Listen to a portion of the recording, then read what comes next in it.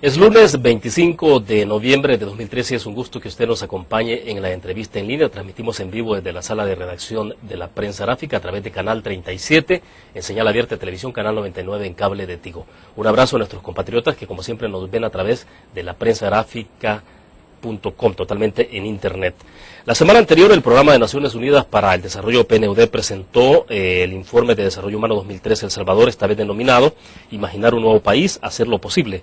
Precisa el informe que El Salvador expresa un avance en su desarrollo que no es el deseable y nuevamente una falta de correlación, sobre todo entre la riqueza que posee el país y lo que se expresa en el ser humano, es decir, en las personas. Se insiste en que la discriminación, la desigualdad y la pobreza se constituyen en un obstáculo para el desarrollo del país, pero esta vez se considera un apartado sobre el tema de los ingresos para dar sostenibilidad a programas sociales. Se habla de ampliar la base tributaria, entre varios temas.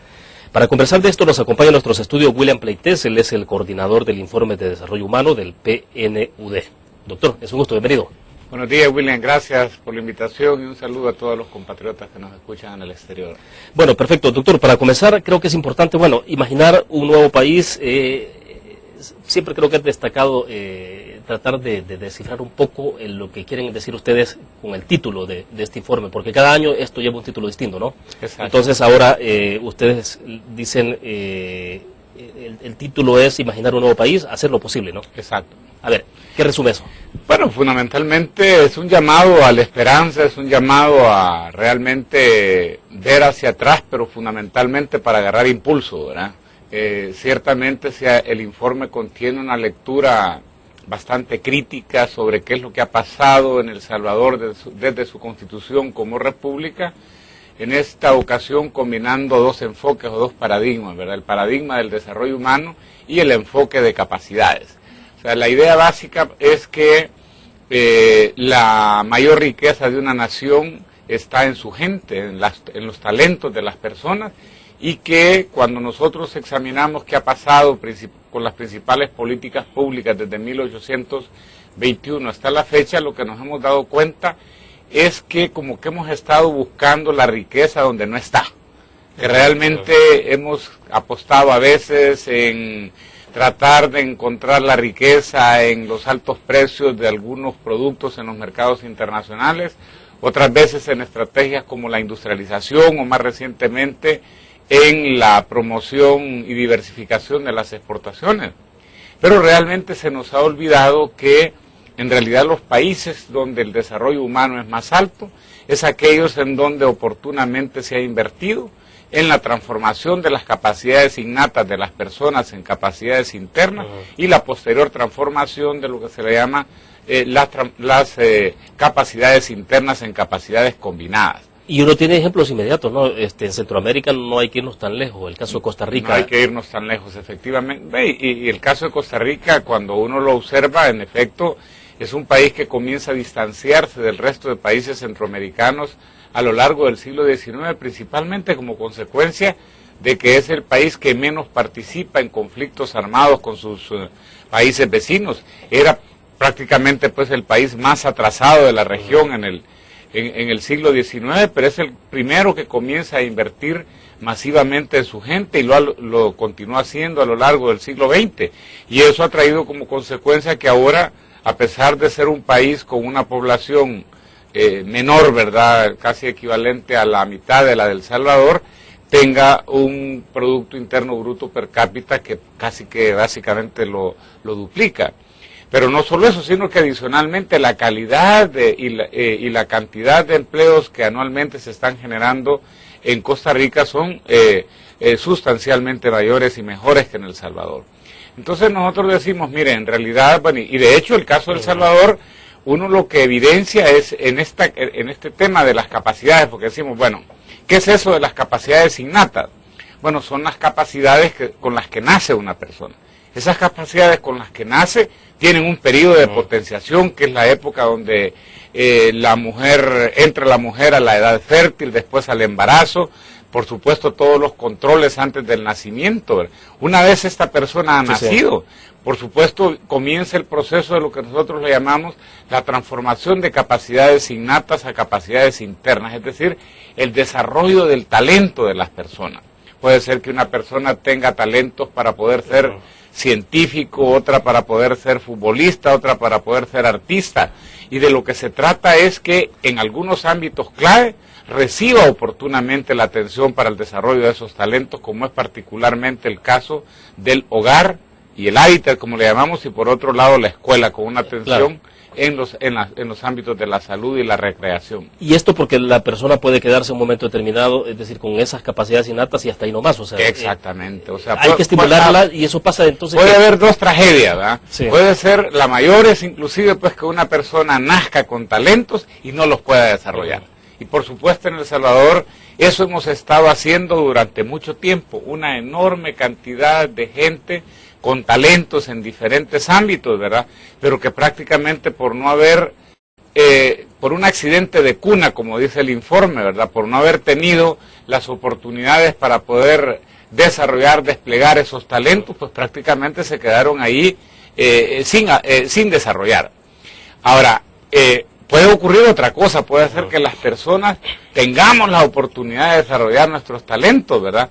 Pero que una vez se ha desarrollado esos talentos a través de una buena educación, entonces ocurra que no lo podamos utilizar al servicio de proyectos personales y de proyectos del país, que eso ocurre principalmente cuando no hay espacios suficientes de participación en la economía a través del trabajo decente, o inclusive en otros ámbitos como la cultura, como la política, ¿verdad? Porque probablemente también los espacios son cerrados. Entonces, el verdadero éxito en materia de desarrollo humano es cuando todo ese proceso se desarrolla sin obstáculos. Por eso que nosotros hablamos de una política pública que debe de estar acorde al ciclo de vida de las personas. O sea, las inversiones que son más rentables, por supuesto, son aquellas que se desarrollan en la primera etapa del ciclo de vida de las personas, que es en ese periodo de transformación de capacidades innatas en capacidades internas. Ahora bien, pero bueno, el país por largo tiempo, lo que sí hemos sido es, hemos exportado gente. Bueno, justamente, ¿verdad? Bueno, realmente hubo un momento que lo que exportábamos básicamente era café, ¿verdad? Claro. Entonces, un rubro que transformó la economía nacional, ¿verdad? Transformó principalmente el agro, ¿verdad? Generó algún tipo de transformaciones socioeconómicas importantes también, ¿verdad? Pero era un modelo que prácticamente no requería del aprovechamiento y el despliegue de las capacidades de la gente. Nosotros le hemos dado seguimiento a la política de gasto público desde 1906 hasta 2012 y nos encontramos con datos verdaderamente alarmantes. Durante los primeros 5 décadas del siglo XX, que es donde todavía está en vigencia el modelo agroexportador, nos encontramos con que ahí más o menos por 1925, de cada 100 personas que morían, 98 lo hacían sin recibir atención médica, ¿verdad? Por otro lado, nos encontramos con que la escolaridad promedio del con que la esperanza de vida del país era apenas de 36 años y que solamente había aproximadamente 1 de cada 4 personas sabía leer y escribir. Eso era producto de que no se invertía en la expansión de las capacidades de la gente. El gasto en educación apenas representaba el 8% del gasto público total y el gasto en salud apenas el 4% del gasto público total. Mientras en el otro extremo nos encontrábamos con que los gastos en defensa y seguridad andaban representando aproximadamente el 25% del gasto público total. Había más gasto en defensa y seguridad que lo que se gastaba en salud y en educación. O sea, había que invertir un poco entonces en las causas. Exactamente, eso comienza a cambiar en los años 50. En los años 50 ocurre una coyuntura favorable, ¿verdad? Después de la finalización de la Segunda Guerra Mundial, los precios del café se aumentan en 450%.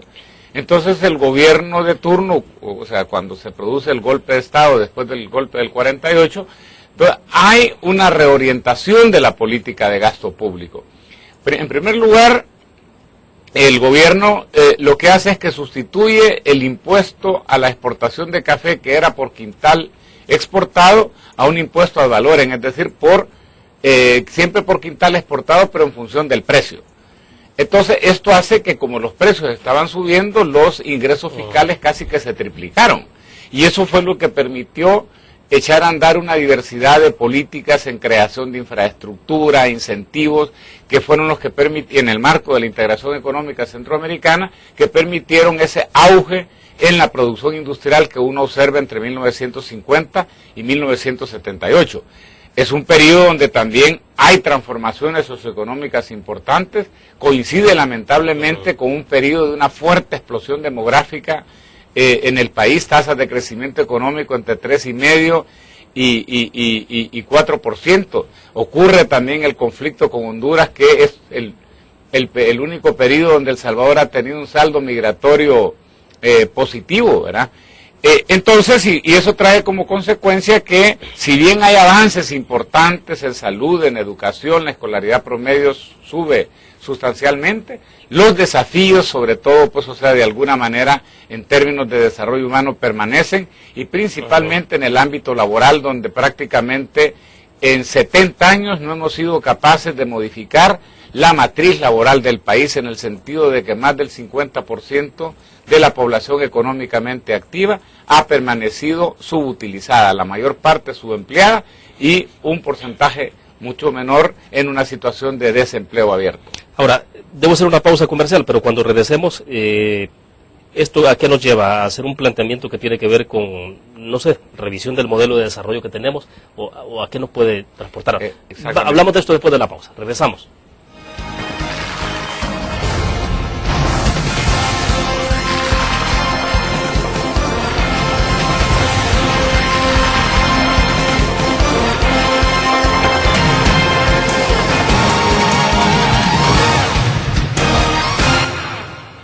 Este lunes seguimos conversando en entrevista en línea con William Pleites. Él es el coordinador del Informe de Desarrollo Humano 2013 titulado Imaginar un nuevo país, hacer lo posible, que fue presentado la semana anterior.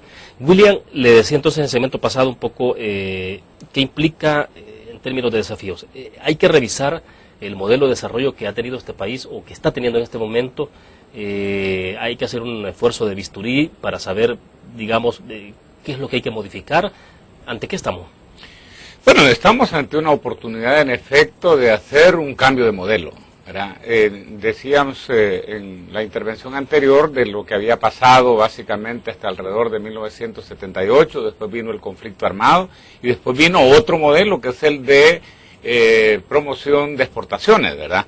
Pero que en la práctica, decimos nosotros en el informe, si uno ve desde el punto de vista del comportamiento de los principales indicadores socioeconómicos y demográficos, ha tenido como característica principal que más que un modelo de promoción de exportaciones, ha sido una especie como de modelo de exportación de mano de obra, porque han sido las migraciones y las remesas las variables más dinámicas y las que más contribuyen a explicar, decíamos, el comportamiento de los principales indicadores socioeconómicos y sociales inclusive del país.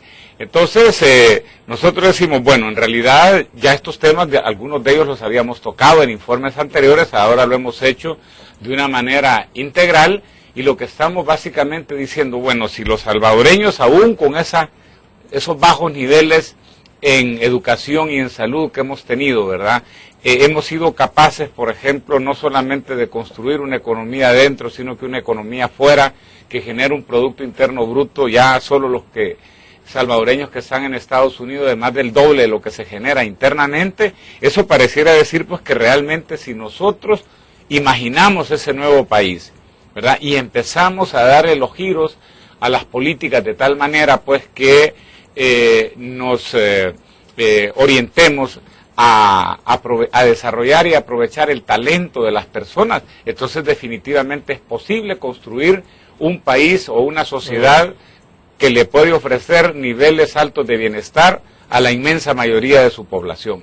Y para eso nosotros sugerimos como tres grandes políticas, serían como los tres pivotes, ¿verdad?, de ese nuevo modelo, y hablamos en ese sentido de una política de transformación cultural, hablamos de una política social productiva y hablamos de una política económica inclusiva.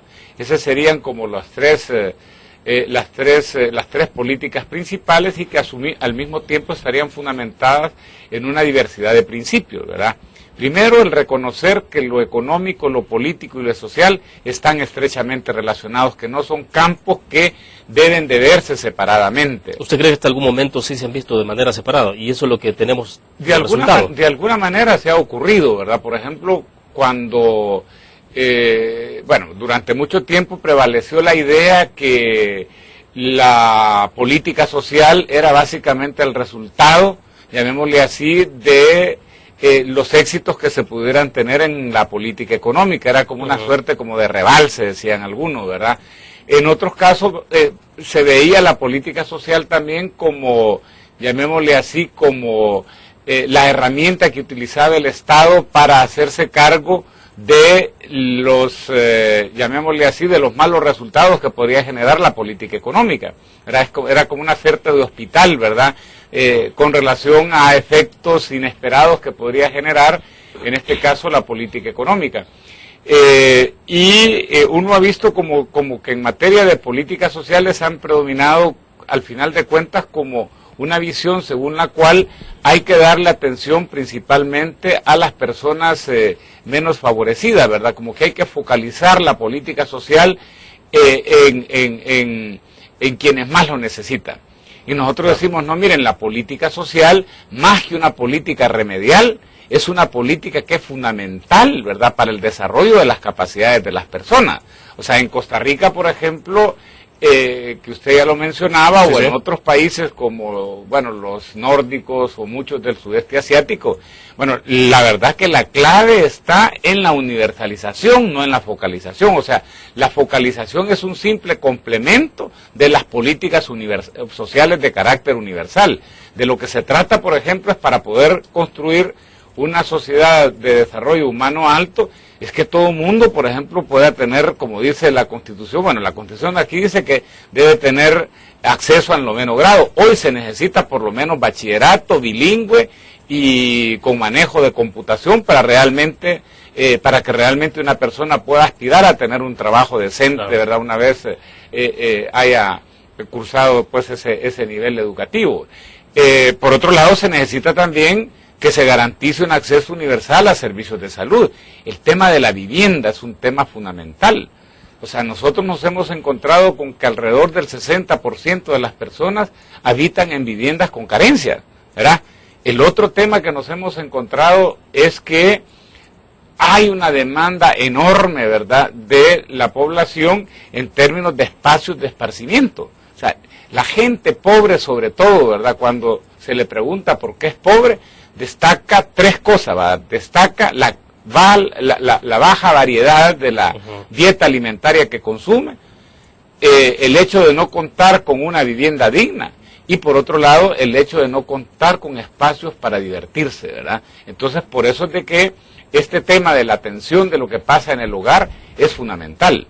Nos hemos encontrado inclusive pues con que otro tema muy relacionado, por eso decíamos, con el hogar y con el hábitat, es que hay un proceso fuerte también de descomposición de la familia. O sea, en los últimos años, sobre todo como consecuencia de las migraciones, del mismo conflicto armado, de la violencia, ¿verdad? Entonces lo que tenemos es que un altísimo porcentaje de la población, de niños y niñas y jóvenes, crecen sin su padre o sin su madre o sin ambos. Nos hemos encontrado con eso tiene que ver con destrucción del tejido social, es decir, una destrucción del tejido social familiar. Exactamente, o sea, por eso es que nosotros decimos hay que centrar la atención, ¿verdad?, en lo que pasa en ese primer ciclo de vida de las personas. O sea, nos hemos encontrado con que, entre 30 y 40% de la población presidiaria del país, ¿verdad?, crecieron sin su padre y sin su madre. También un porcentaje similar abandonó su hogar antes de los 16 años. Entonces, nosotros decimos, en realidad, el país tiene que, incluso decimos en alguna frase que dice, El Salvador tiene que reinventar su casa. Y por eso es importante imaginarse ese nuevo país, es importante sobre todo ponerle atención a tres ámbitos. Ahora, perdón, William, pero quizás a lo mejor ahí está la respuesta que puedo esperar, pero es ¿cómo se le quita llave a ese candado? Porque lo que hemos tenido es como una especie de candados. ¿Cómo va desactivando esos candados? Bueno, encontrar las combinaciones. Por eso es de que nosotros hablamos en primer lugar de la política de transformación cultural. El Salvador, decíamos antes que nada, necesita fortalecer la identidad nacional y las identidades locales e institucionalizar el diálogo político y social como mecanismo privilegiado para enfrentar los principales desafíos que se le presentan en materia de desarrollo.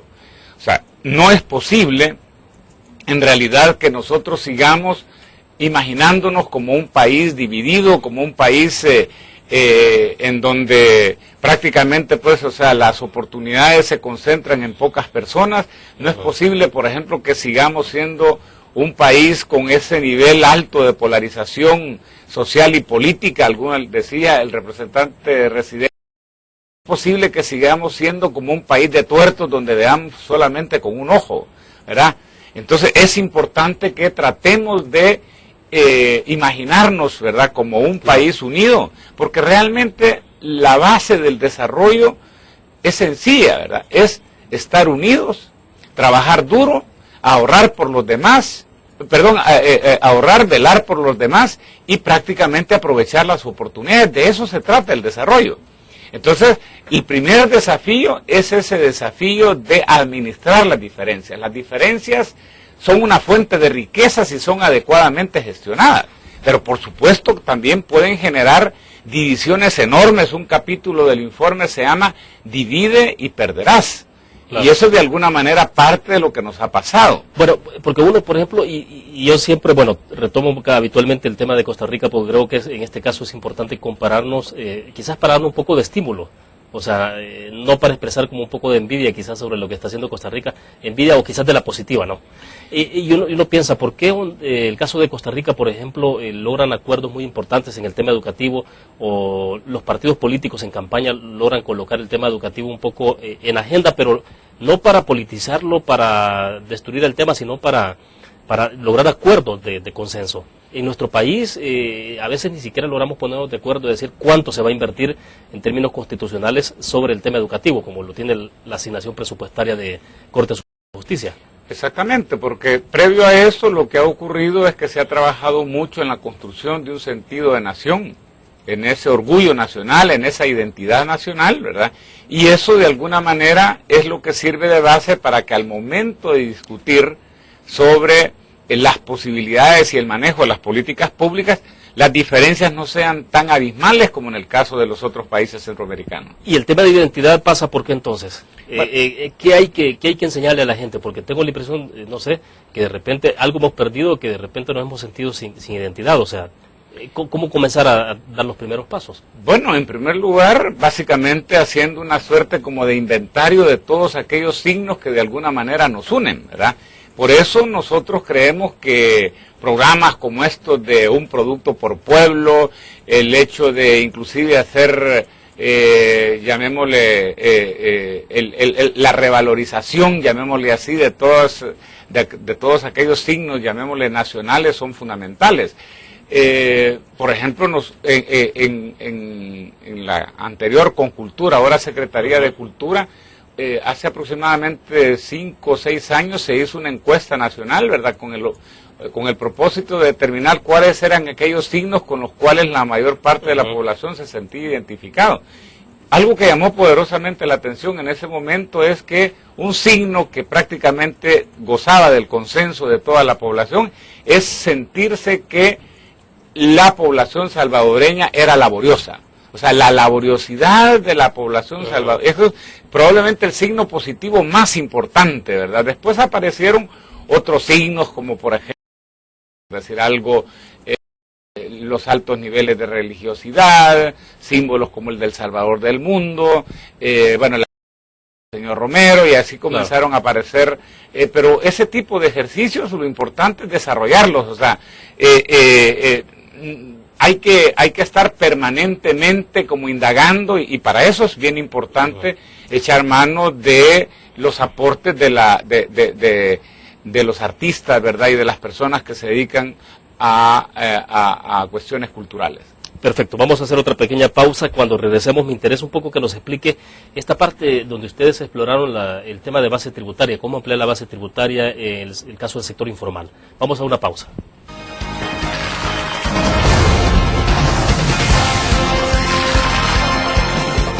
Doctor Pleites, tengo la impresión de que esto es por primera vez que ustedes lo consideran y que tiene que ver con el análisis, ya la reflexión sobre la ampliación de la base tributaria. También tiene que ver esto con la parte de cómo generar ideas sobre de cómo estimular o buscar más ingresos para que un país pueda tener recursos y entonces poder invertir en su gente. Un poco cómo nace ese Bueno, en realidad, más que el planteamiento tributario, lo que hay es una propuesta de financiar el desarrollo con recursos propios. Lo que nosotros hemos observado es que todos los países que son exitosos en materia de desarrollo humano, más que recurrir abusivamente al financiamiento externo, financian su desarrollo con recursos propios. Y eso básicamente proviene de dos fuentes: el ahorro, ¿verdad?, privado, y por otro lado, en este caso, por ejemplo, un fortalecimiento de las finanzas públicas.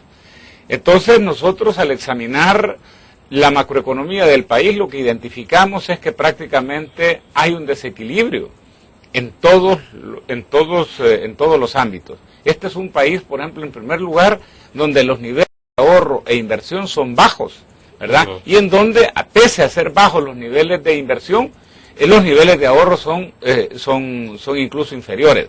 Para que una economía, por ejemplo, pueda generar alrededor de 100.000 empleos decentes, que es lo que el país necesita para construir en 20 años una sociedad de desarrollo humano alto, entonces se necesitan tasas de ahorro e inversión que superen el 25% del PIB. ¿Cuánto tenemos en este momento, profe? Bueno, en este momento tenemos aproximadamente 14% como tasa de inversión y aproximadamente 9% como tasa de ahorro. Entonces, en otras palabras, nosotros necesitamos casi que duplicar, en este caso, las tasas de inversión y, por supuesto, casi que triplicar las tasas de ahorro. Ahora, ¿eso cómo se hace? Bueno, alguien dice, no, mire, es que hay que ser rico para poder ahorrar. Pero realmente los estudios de desarrollo comparado lo que nos dicen es que no necesariamente los más ricos son los que más ahorran. China, por ejemplo, tiene una tasa de ahorro sustancialmente más alta, casi 3 veces superior a la de Estados Unidos, y su ingreso per cápita es menos de la 10ª parte, ¿verdad?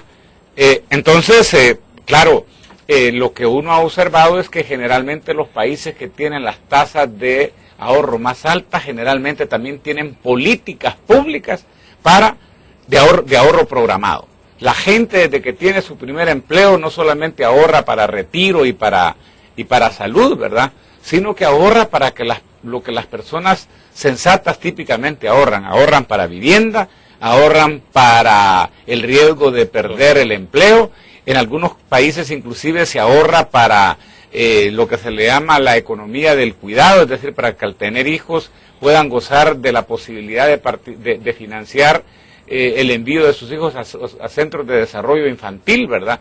También se ahorra para la educación superior de los hijos y en algunos casos inclusive se ahorra desde el primer empleo para convertirse en el futuro en un inversionista. Bueno, pero esto pasa entonces por el estímulo de las políticas públicas que diseña un país. O sea, hay políticas en este caso, hay políticas de ahorro programado. Claro. Esas son algunas, eso no es impuesto, porque aquí la idea es que usted lo que tendría es que desde el momento que comienza a tener su primer empleo, va provisionando su cuenta, ¿verdad?, para lo que van a ser futuras necesidades que le van a aparecer.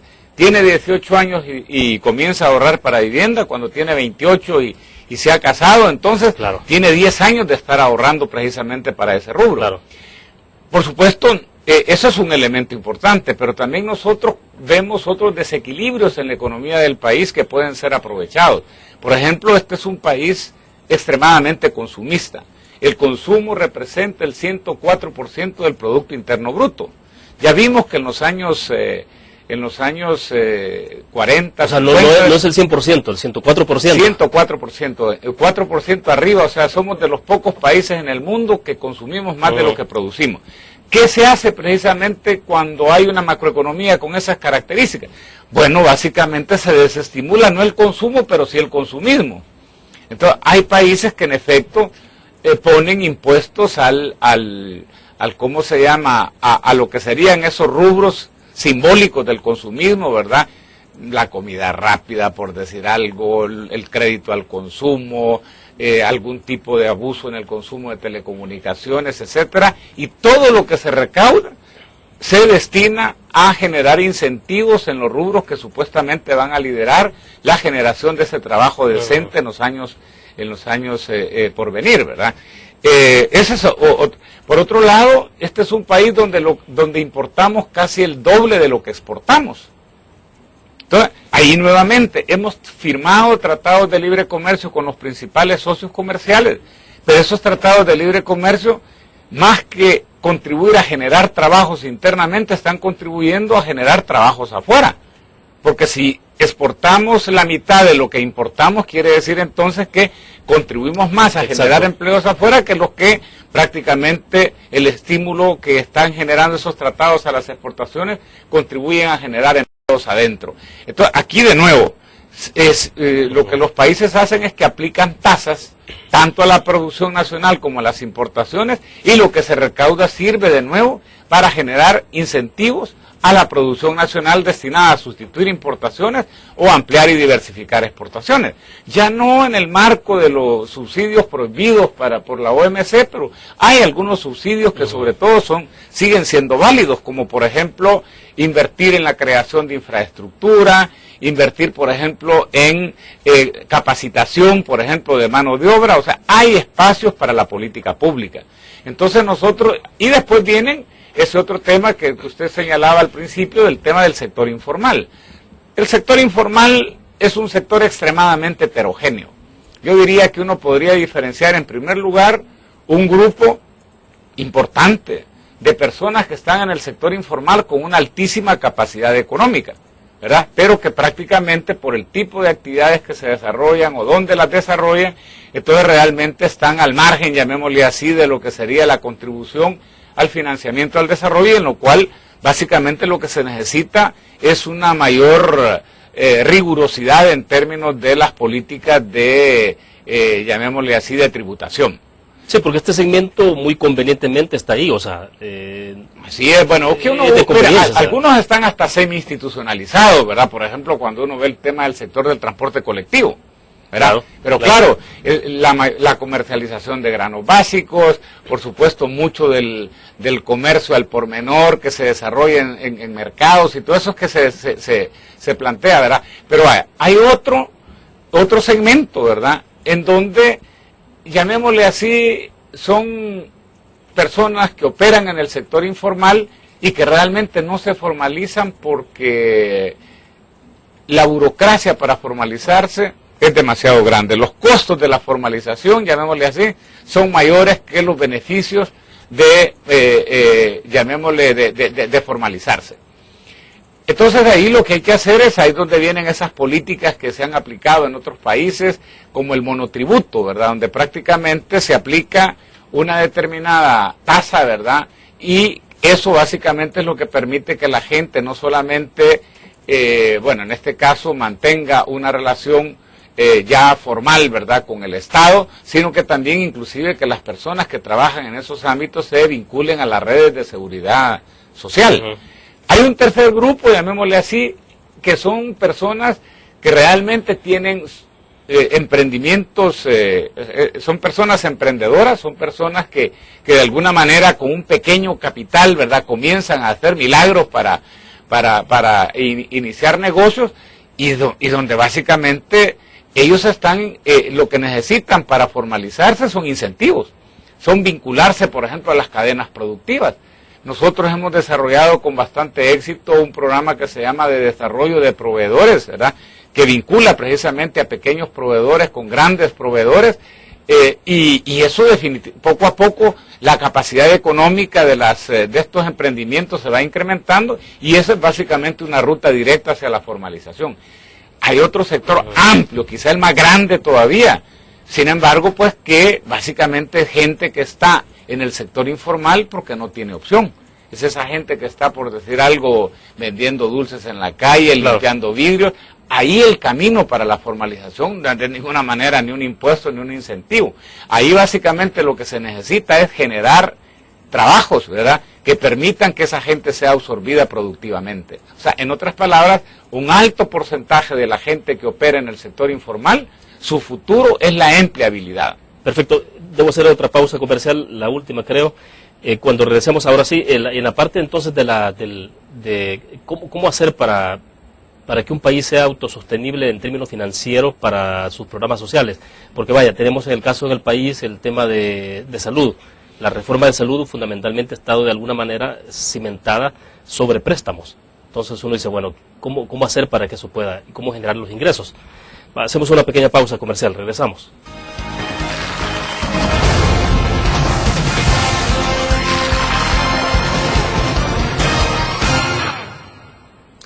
Bueno, William, entonces en la parte esta de cómo hacer sostenibles, ingresos sostenibles para poder darle sostenimiento, obviamente, a toda la parte de responsabilidades sociales que tiene un gobierno, un Estado. Habitualmente la tendencia ha sido de prácticamente castigar a quienes ya tributan, a quienes ya están, como lo más fácil, ¿no? O irse por el lado de aumento del impuesto al valor agregado, pero ¿qué es lo que se está planteando entonces en estos casos? O sea, ¿cómo lograr esa sostenibilidad financiera de tal manera que también entonces el país pueda responder a esas debilidades estructurales que tiene en la parte social? Bueno, aquí básicamente es, yo digo que aquí la respuesta es relativamente fácil, ¿verdad? Lo que hay que hacer es que hay que colocar a los actores económicos en una situación de superávit. En primer lugar, a las familias. Por eso yo hablaba de la política de ahorro programado. En realidad, si a una persona le dicen, independientemente de cuál es su nivel de ingreso, si tiene o no capacidad de ahorrar, la inmensa mayoría va a responder que no o que es muy poca, ¿verdad? Entonces, uno dice, bueno, pero ¿cómo es posible que estos países que hace 40, 50 años eran pobres, hayan logrado, por ejemplo, tasas de ahorro nacional superiores al 40% del PIB? Bueno, porque justamente adoptaron políticas públicas o, de alguna manera, promocionaron también determinado tipo de comportamiento, ¿verdad? Porque de eso se trata, o sea, o es una decisión personal o de alguna manera es una es una conducta, en este caso, influenciada por la política pública. Claro. Ahora, la otra es que otro actor clave para el financiamiento del desarrollo, decíamos, es el Estado. Entonces, prácticamente casi que todos los países que orientan sus recursos a tratar de explotar el talento de las personas, ¿verdad? Bueno, básicamente tienen aparatos estatales extremadamente activos, decíamos, sobre todo en ámbitos claves para el desarrollo de las capacidades como es la vivienda, la educación y la salud, o la ciencia y la tecnología. Entonces, ¿cómo financian esas políticas?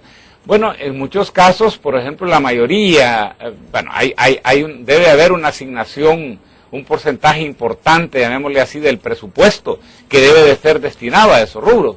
Por ejemplo, en Costa Rica sabemos nosotros que por décadas el gasto en educación ha representado aproximadamente el 6% del PIB, es decir... Y hoy quieren subirlo al 8%. Y hoy quieren exactamente, entonces, por ejemplo, hemos estado hablando ya desde hace más de 10 años de elevarlo al 6%, pero prácticamente no hemos llegado a los niveles que teníamos básicamente a principios de los años 70.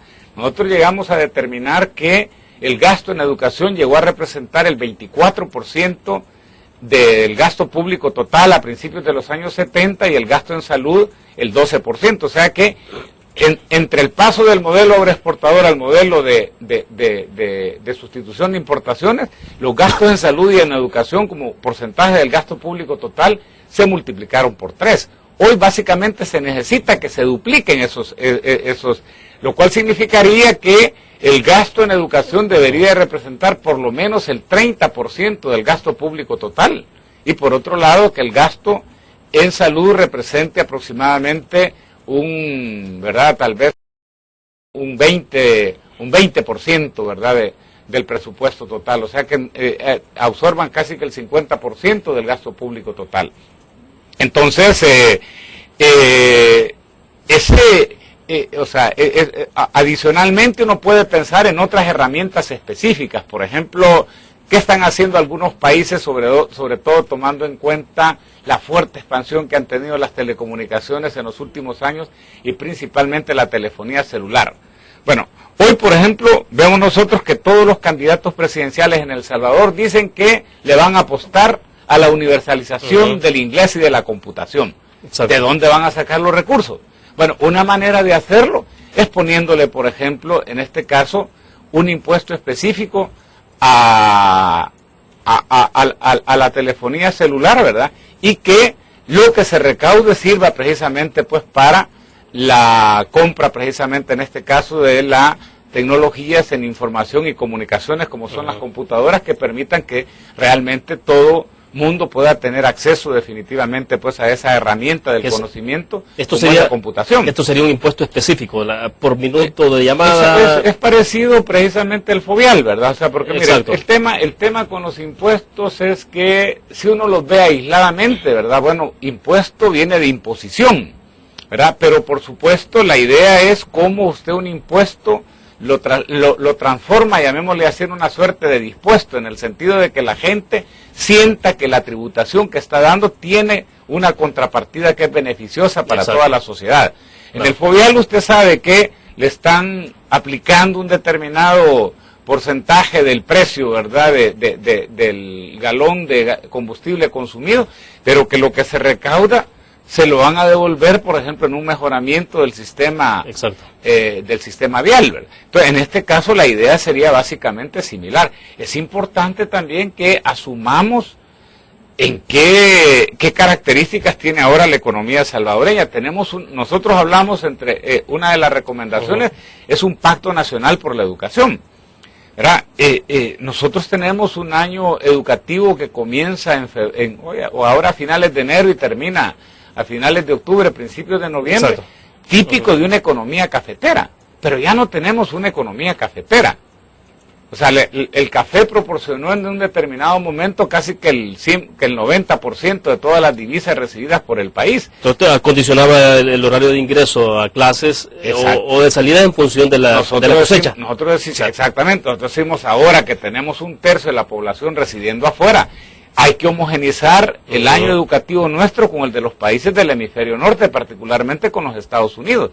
Y si le queremos apostar a la universalización del inglés, aprovechemos programas como el Fomilenio, el de Asocio para el Crecimiento, para que los Estados Unidos, por ejemplo, nos pueda apoyar a la universalización del inglés, probablemente en vez de darnos dinero en efectivo para proyectos, que nos mande, ahora que hay altas tasas de desempleo en Estados Unidos, 2.000, 3.000 profesores, de manera tal pues que en todas las escuelas del país podamos tener profesores, ¿verdad?, de inglés, y que en un determinado momento sepamos que toda persona que sale de 6º grado, de 9º grado, prácticamente sea bilingüe en el país.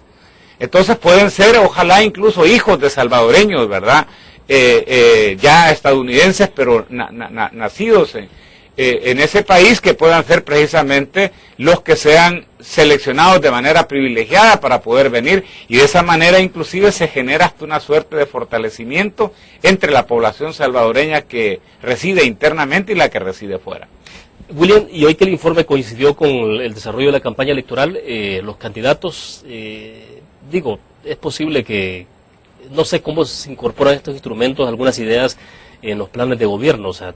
Bueno, nosotros en realidad, esa es una alta expectativa que tenemos. Nosotros estamos dialogando con ellos también, les hemos hecho algún tipo de presentaciones sobre los avances del informe oportunamente, ¿verdad?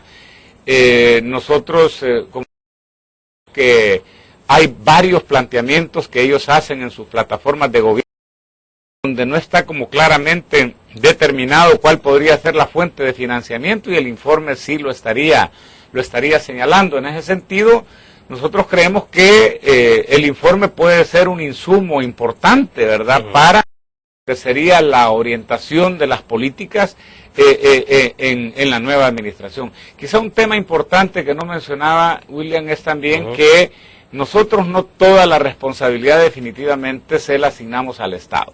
Nosotros, decimos que el informe tiene 3 partes, decimos. Tiene un diagnóstico, tiene una propuesta, pero al mismo tiempo contiene un llamado, llamémosle así, ¿verdad?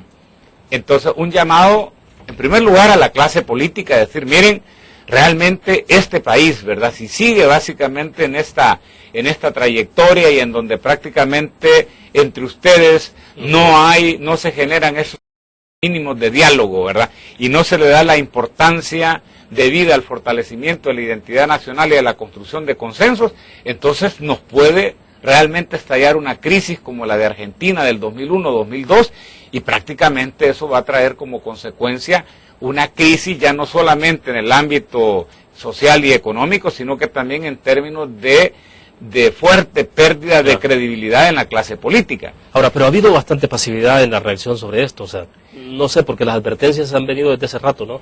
En esta materia, o sea... Sí, vaya, llamémosle. Lo que pasa es que también hay que señalar, ¿verdad?, que este informe es lanzado en un periodo de campaña electoral y donde prácticamente es un periodo típicamente caracterizado más por desvalorizar al adversario, más que por saber o identificar cuáles son como los puntos de coincidencia que puedan existir.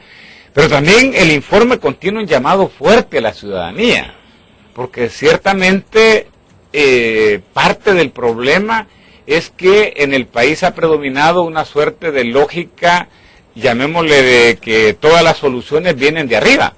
Y realmente, para poder dar ese salto, esa transición que estaría necesitando el país y asegurar que ese país imaginado se vuelva una posibilidad real, eso es importante que la ciudadanía participe activamente y se empodere de los asuntos públicos. Nosotros en el lanzamiento destacábamos que la gente inclusive a veces no conoce claramente el significado de la palabra mandatario.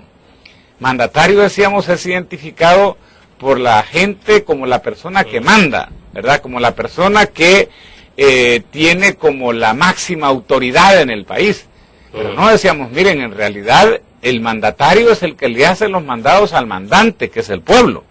O sea, cada determinado tiempo nosotros vamos a un evento electoral para saber quién es la persona que supuestamente nos va a hacer los mandados, que nos va elegir al empleado. Exactamente, al administrador, ¿verdad? Es como que claro. Entonces, de eso es básicamente, bueno, estábamos hablando justamente antes en el intermedio, justamente de la época de los egipcios ahí con el faraón y con José. ¿Quién mandaba, el faraón o José? Bueno, mandaba el faraón, ¿verdad? Pero el mandatario era José, ¿verdad? El administrador. Entonces, exacto, en este caso, básicamente de eso mismo se trata. Realmente el que tiene el mando es la gente, ¿verdad? Y por otro lado, el mandatario, decíamos, es el que sobre la base de una propuesta es el que supuestamente va a tratar de resolver los problemas del país. Ahora, William, para romper un poco ese esquema un poco de estructural de la gente, de que solo esperando de que todas las respuestas vengan de arriba, pero eso pasa porque ha habido en el país por años una especie de, no sé si es el término adecuado, pero de domesticación de la gente, o sea, de hacerle sentir a la gente de que así funcionan las cosas y no. Eso se refiere cuando nosotros hablamos de temas como el machismo, el autoritarismo ¿verdad? O las discriminaciones por sexo. O sea, es que realmente hemos sido una sociedad altamente autoritaria. Entonces, por eso es importante la organización y la participación de la gente en las diversas áreas que afectan sus vidas. Y el tercer llamado que contiene el informe es también al abandono de los fundamentalismos. O sea, en realidad nosotros decimos, miren, y eso algo lo comenzamos a observar en las plataformas públicas. O sea, ya realmente esa, llamémosle, esa diferenciación en donde izquierda era sinónimo de economía manejada por el Estado y derecha era sinónimo de economía manejada por el mercado, o que la política económica le interesaba a la derecha y la política social a la izquierda, o que en unos le importaba la eficiencia y en otros la justicia social, es algo que se ha ido perdiendo. Y por eso también otro elemento que yo citaba justamente era el caso de Deng Xiaoping, el ex primer ministro chino, que en buena medida, bajo recomendación de Lee Kuan Yew, el eterno primer ministro de Singapur, tenía una frase célebre que decía, miren, para poder construir desarrollo es importante ser pragmático. No importa, decía, de qué color sea el gato, con tal de que case ratones. Y ese es el tipo de políticas públicas que creo yo que debemos de buscar. Las que generen resultados, más que aquellas que sean acordes o no acordes con determinada visión político-ideológica que pudiera tener. Bueno, y China, sobre la base de ese pensamiento, se cimentó o se está cimentando, y eso fue 78 atrás, años 78, 79 con Deng Xiaoping. Exactamente. Bueno, se nos acabó el tiempo. Gracias, William. A la orden, William, y gracias por la invitación y un saludo a toda la población, decían nuestros compatriotas en el exterior nuevamente. Perfecto, hemos terminado la entrevista en línea, interesante los temas. Nos vamos a ver mañana a las 6:45 con el noticiero de la prensa gráfica y a las 7 en punto la entrevista en línea. Gracias por su fiel sintonía.